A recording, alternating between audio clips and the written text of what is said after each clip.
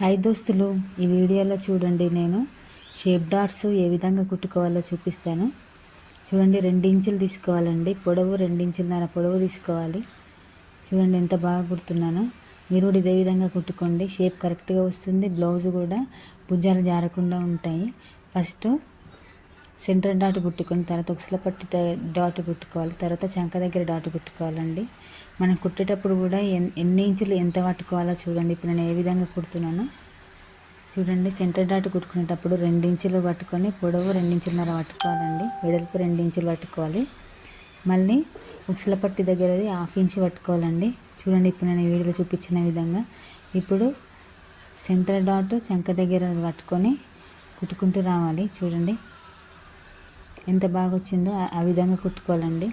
ఇలా అయితే షేప్స్ కరెక్ట్గా వస్తాయి. ఉక్సుల పట్టి కాజల పట్టి దగ్గర డాట్స్ కరెక్ట్ కలవాలండి. చూడు షేప్ కరెక్ట్గా వచ్చింది. ఈ విధంగా అయితే భుజాలు జారేయండి.